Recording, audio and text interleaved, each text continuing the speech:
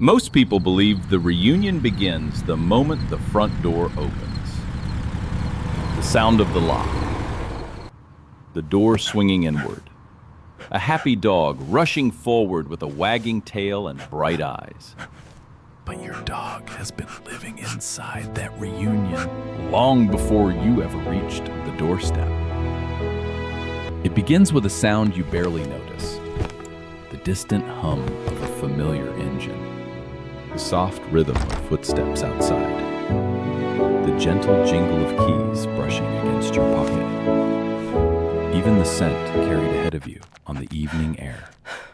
To you, they're ordinary details. To your dog, they're the first words of a conversation that has been waiting all day to begin. Something remarkable happens inside their body in those quiet moments. Their ears become more attentive. Their breathing changes almost imperceptibly. Their heart begins to beat a little faster as anticipation awakens deep within the nervous system. Long before they see your face, their brain is already preparing for your return. This isn't simply excitement, it's expectation. And expectation is one of the most powerful emotional experiences a dog can feel. Imagine waiting for the one person whose presence always changes the atmosphere of your world. Hi, buddy. Not Did because you they miss bring me? treats or I open missed you doors, too. but because everything feels different when they're near. The house sounds different. The air feels different. Even silence carries a different weight. That is the invisible moment your dog lives through every time you come home. Many owners think their dog is waiting for them, but that isn't the whole story. Your dog is waiting for what arrives with you. Your rhythm, your emotional energy, your familiar scent, the quiet signal that tells their nervous system whether this is a moment to relax or a moment to overflow. Science has shown that dogs are extraordinarily sensitive to tiny changes in human behavior. They notice patterns long before we realize we're creating them. A certain sound outside, a particular sequence of footsteps, even the pause before the key turns in the lock can become part of an emotional map stored deep inside their memory. By the time your hand reaches the doorknob, your dog has already been traveling through that map for several minutes. Perhaps that's why some dogs pace. Some wait silently by the door. Some sit perfectly still, listening with every part of themselves. And others can barely contain what they're feeling. What looks like a sudden explosion of joy is often the final wave of emotions that began much earlier. Here's the quiet truth most people never consider. Your dog isn't only hoping that you've come home. They're searching for something far more comforting. They're searching for the feeling that the world is safe again. Not because they are weak, not because they cannot be alone, but because somewhere along the journey of your lives together, your presence became one of the places their heart learned to rest. And what happens in the next few minutes may shape far more than today's greeting. It may quietly become the emotional language your dog carries into tomorrow. If you've ever watched your dog in the hour before you come home, you've probably noticed something that seems almost impossible to explain. They wander to the window. You're such a good They lie boy. beside the front door. A few minutes later, they move away. Then they return again. Hey there, buddy! Who's Sometimes a good they lift boy? their head at the I'm faintest so sound, happy to see only you! to settle back down when it isn't you. Other times, they hurry toward the entrance after hearing a car outside, full of hope for just a heartbeat. There's before my sweet realizing it girl. belongs to someone else. Did you have a good day? It can happen I several love times you. in a single afternoon. I love you. Not because your dog is confused, because their brain has learned that eventually one of those sounds will belong to you.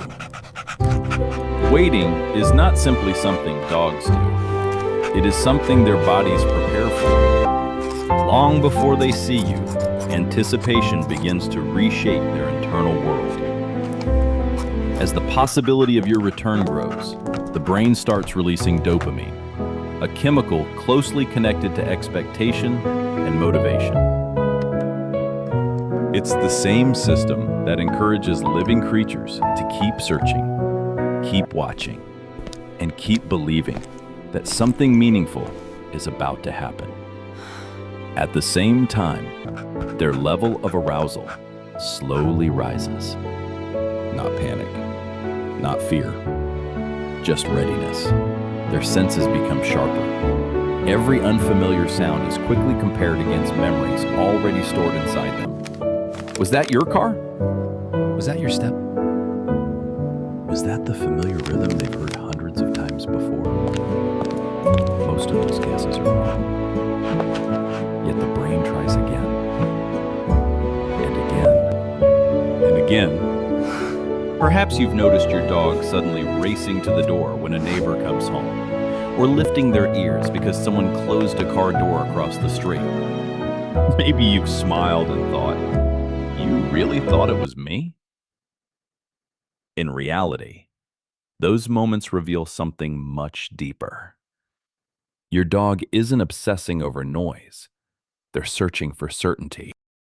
Every false alarm gently stretches the emotional tension a little further. Every disappointment quietly adds another layer of expectation. By the time your arrival is finally real, that emotional spring has been winding tighter for minutes, sometimes even hours. This helps explain something many owners misunderstand. The excitement you see when you walk through the door didn't suddenly appear. It has been growing all afternoon. Your arrival simply releases everything your dog has been carrying inside. Maybe that's why the greeting feels so explosive.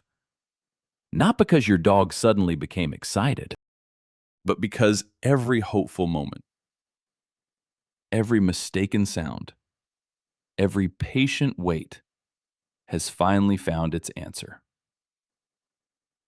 And that leads us to an uncomfortable question. If your dog's emotions have already reached such an intense place before you even step inside, what happens when we answer that excitement with even more excitement? For many of us, the answer feels obvious. We throw open the door with a smile. We call their name in the happiest voice we have. We kneel down. We wrap our arms around them. We laugh as they jump against our chest. We stroke their head over and over, telling them how much we miss them. It feels beautiful. It feels loving. It feels exactly like the reunion both of you have been waiting for. And perhaps that's why this next idea is so difficult to accept. What comforts a human heart isn't always what comforts a dog's nervous system. When we've been separated from someone we love, our instinct is often to make the reunion as big as possible. We celebrate, we hug, we talk louder. We pour every emotion into those first few seconds because that's how people often express affection. Dogs experience relationships differently. They certainly recognize love. They seek connection. They remember familiar voices and treasured routines. But when their nervous system is already highly activated, adding even more emotional intensity doesn't always create relief. Sometimes it simply creates more intensity. Imagine trying to comfort a child who is laughing and crying at the same time because they've become overwhelmed after an emotional day. Raising your own excitement rarely helps them settle. More often, your calm presence becomes the thing their body quietly follows. Dogs respond in remarkably similar ways. This doesn't mean your joyful greeting is wrong because you love too much. It simply means that love is not always received in the same form it is offered. One of the most surprising lessons dogs teach us is this: affection is not measured by volume. It is measured by whether another nervous system can rest beside yours. That small difference changes everything. Because beneath the wagging tail and the spinning circles, another story is unfolding inside your dog's body. A story written not in emotions alone, but in biology. When anticipation reaches its peak, the sympathetic nervous system begins preparing for action. Heart rate increases. Adrenaline helps the body become more alert. Cortisol, often called the stress hormone, can also rise during highly emotional moments, even when those emotions are positive. This surprises many people. We tend to divide feelings into simple categories: happy or sad, relaxed or afraid. But living brains are much more complicated. A dog can be thrilled to see you while also becoming physiologically overwhelmed. Think of a young child who has waited all year for a birthday party. When the moment finally arrives, they laugh, shout, run from room to room, and sometimes burst into tears without understanding why. Not because they're unhappy, because their emotions have become larger than their ability to regulate them. Dogs experience something remarkably similar. Their body isn't making a moral judgment about excitement. It's simply responding to intensity.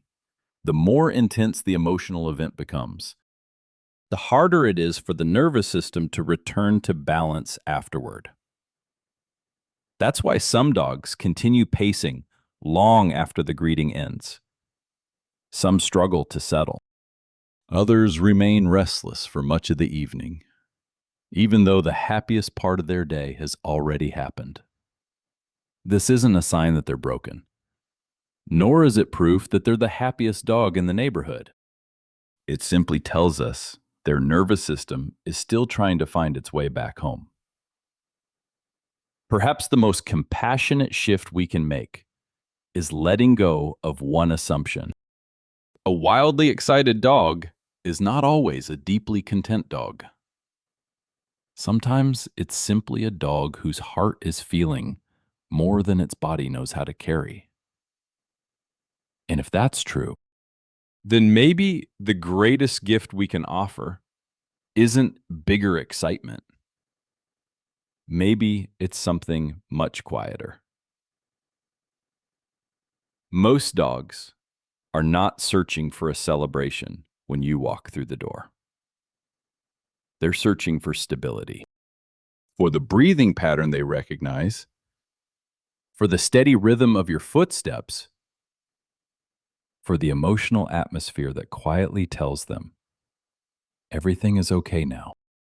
Researchers who study the relationship between humans and dogs often describe a process called co-regulation. It simply means that two nervous systems naturally influence one another. Just as children often borrow calm from a peaceful parent, dogs frequently mirror the emotional state of the people they trust most. This is something you've probably witnessed without realizing it. Walk into the house rushing, talking loudly, moving quickly from room to room, and your dog often seems unable to settle. Come home carrying a quiet presence instead. Place your keys down gently. Breathe slowly. Move without urgency. Many dogs begin matching that rhythm within minutes, not because you've trained them, because they feel safe enough to borrow your calm. The remarkable thing is that your dog has never been asking you to become less loving. They've simply been hoping that your love feels like a place where their body can finally exhale. Sometimes the warmest welcome isn't the loudest one. Sometimes it's the quiet certainty that says, without a single word, I'm home. And now you can rest too. There was a woman who loved her dog so deeply that coming home became the favorite part of her day. Every evening followed the same beautiful ritual. Before the front door had fully opened, she was already calling his name. He would race toward her, his whole body twisting with excitement. She laughed as he jumped against her, wrapped her arms around him, covered his face with kisses, and spoke in the cheerful voice she believed every loving owner should use. For a few moments, it felt perfect. And then something curious happened. Even after the greeting ended, her dog couldn't seem to settle. He paced from room to room. He followed her constantly. If she disappeared behind a closed bathroom door for even a minute, he waited outside. The reunion she thought was filling him with peace seemed to leave him searching for something more. One day, she decided to change only one thing. Not because she loved him less, because she wondered if loving him differently might help him feel differently. When she came home, she entered quietly. She placed her bag on the table. She took a slow breath. She allowed herself to arrive before asking him to arrive with her. Her dog still hurried to the door. He still wagged his tail. He still watched every movement she made. But instead of feeding the excitement, she simply shared the room with him. No rejection, no coldness, just a calm presence. The first few days confused him. He looked up as if asking whether something had changed between them. Nothing had. Only the emotional temperature of the room was different. By the second week, something unexpected began to happen. The frantic spinning became shorter.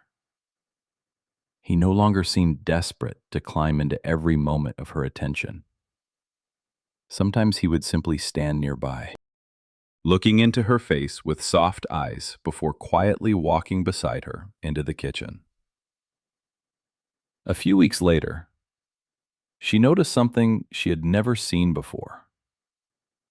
Instead of rushing to hold on to her dog began checking in with her.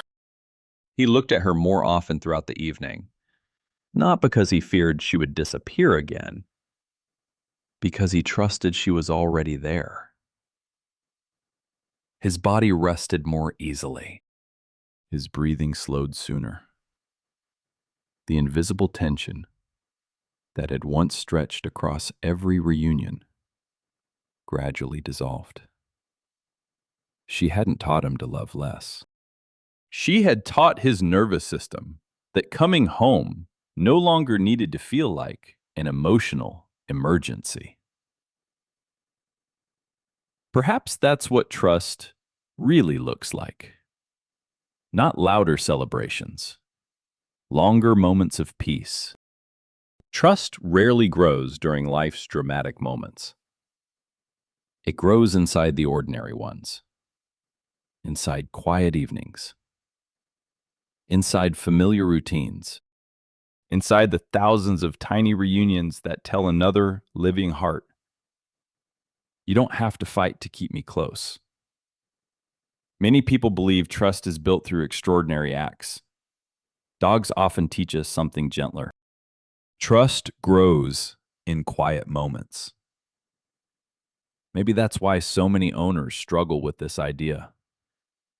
Because somewhere inside, a small voice whispers the same fear. If I don't make a big fuss over my dog, What if they think I don't love them?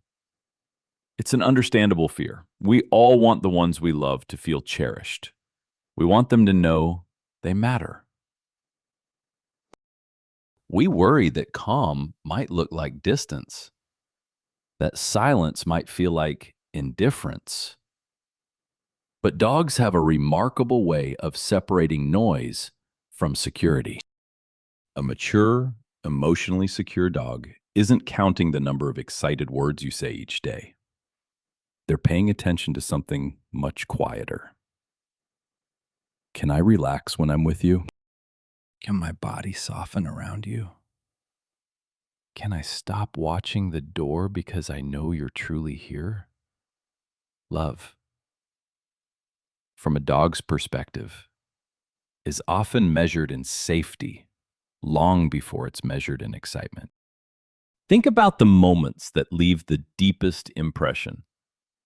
Not the wild greeting at the doorway, but the evening that follows. You sit down after a long day, without calling your dog's name, without patting the couch beside you. You simply become still. A few moments pass. Then your dog walks over. No rushing, no jumping, no spinning circles. They quietly lower themselves beside your feet. Sometimes their head rests gently against your shoe. Sometimes they simply sigh, close their eyes, and fall asleep. Nothing dramatic has happened. Yet everything important has. Your dog isn't asking, "Prove that you love me." They're saying something much simpler. I'm safe. There is a profound difference between seeking attention and seeking peace. When dogs are emotionally overwhelmed, they often chase constant reassurance. When they feel secure, they no longer need to, they simply choose to stay close. Perhaps the deepest form of affection is not creating excitement every time we reunite. Perhaps it is becoming the place where excitement finally comes to rest. The older I become, the more I wonder whether dogs are teaching lessons that reach far beyond behavior. Perhaps that's why so many people feel their dog arrived in their life at exactly the right time. Not because dogs solve every problem, but because they quietly reveal truths we might never have discovered on our own. If you believe that God sometimes speaks through ordinary things, then perhaps dogs deserve more attention than we usually give them. Not as messengers carrying mysterious secrets, but as living reminders of qualities our hurried hearts often forget. Presence, patience, peace. The kind of love that doesn't need to control every moment. Think about how patiently a dog waits. They cannot speed up the clock. They cannot force your return. They cannot know exactly when you'll walk through the door. Still, they keep hoping. They keep trusting. Not perfectly. Sometimes they become anxious. Sometimes they mishear a passing car. Sometimes they wait at the wrong window. Yet somehow, they continue believing that one day, the door will open. There is something quietly beautiful about that. Faith often looks much the same. Not loud, not dramatic. Simply choosing hope one ordinary day after another. Maybe God never intended dogs to be our teachers, but perhaps He knew that if we loved them deeply enough, they would gently teach us anyway. They remind us that peace cannot be forced, that trust cannot be hurried, that the strongest relationships are rarely built through grand gestures. They're built through faithful presence repeated over countless ordinary days. Every evening when your dog waits for you, there is a quiet invitation hidden beneath the routine. Not simply to come home, but to truly arrive. To leave the noise of the outside world at the door. To carry peace across the threshold instead of hurry. Because the greatest gift we bring home may never be what's in our hands. It may be what's happening inside our hearts. And perhaps that is what your dog has been waiting for all along. When you look at your dog's joyful face at the doorway, it is easy to believe they're running toward the house, or toward dinner, or toward the familiar routine that follows every evening. But if you watch carefully enough, another truth slowly comes into focus. Dogs do not fall in love with buildings. They do not attach themselves to front doors. They do not treasure walls or furniture. What they remember is how they feel in your presence. Home for a dog is not simply a location. It is an emotional experience. That's why the same room can feel completely different depending on who walks into it. A peaceful heart changes the atmosphere before a single word is spoken. An anxious heart changes it too. Your dog notices both. Not because they are judging you, because they are living alongside your emotional weather every single day. Perhaps that changes the question we've been asking. Instead of wondering, how should I greet my dog? Maybe we begin asking, what kind of emotional home do I carry with me when I walk through the door? The answer to that question reaches far beyond the first 3 minutes of the evening. It quietly shapes every shared moment that follows. Your dog isn't asking for the loudest welcome. They're asking for the safest heart to come home to. And maybe that's the hidden miracle waiting behind every ordinary reunion. Not that your dog remembers you after a long day apart, but that every evening they give you another chance to become someone's deepest sense of peace. Before we finish, I want to leave you with one thought that may stay with you the next time you reach for your keys at the end of a long day. If, while listening to this, you suddenly realized that you've been greeting your dog with more excitement than calm, please don't carry that realization as guilt. Carry it as hope. None of us begins a relationship already knowing exactly what another heart needs. We learn, we notice, we grow. Every meaningful relationship is built that way. Perhaps that's one of the quiet miracles of sharing life with a dog. They keep giving us another chance, another morning, another evening, another ordinary moment that can become a little more understanding than the one before. Tomorrow, nothing about your routine has to change dramatically. You'll still come home after work.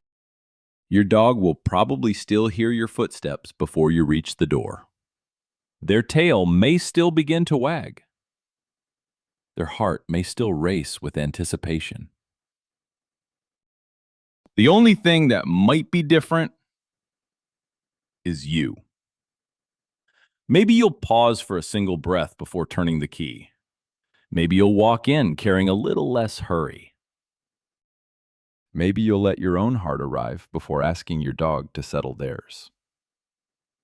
It won't look extraordinary. In fact, no one else may even notice. But your dog might. Because dogs rarely measure love by the size of a moment. They measure it by how safe they feel inside it. And sometimes, the gentlest reunion becomes the one they remember most deeply. So the next time your dog comes running toward you, Try looking beyond the wagging tail. Look for the quiet trust beneath it, the patient waiting, the hope, the relief, the silent belief that somehow everything feels more complete now that you're home. That is a beautiful responsibility, but it's also a beautiful gift. Because every evening, your dog reminds you that home isn't only a place we return to, it's something we create for one another. If this conversation brought back a memory of your own dog, I'd love to hear it. What does your dog do the moment you come home? Do they wait quietly by the door, race to greet you, lean against your legs, or simply watch you with those familiar eyes? Has there ever been a moment when you suddenly realized they had been waiting for you far longer than you imagined? And after hearing this, is there one small thing you'll see differently the next time you open your front door? Your stories may become the reassurance someone else needs to hear today. Because every dog greets us in their own unique way. Yet beneath all those different behaviors lives the same quiet hope. To feel safe, to feel understood, to know that the person they've been waiting for has finally come home. Thank you for spending these moments with me. And tonight, when you reach for your keys, remember this. Your dog isn't asking for the loudest welcome. They're simply waiting for the peaceful heart they've trusted all along.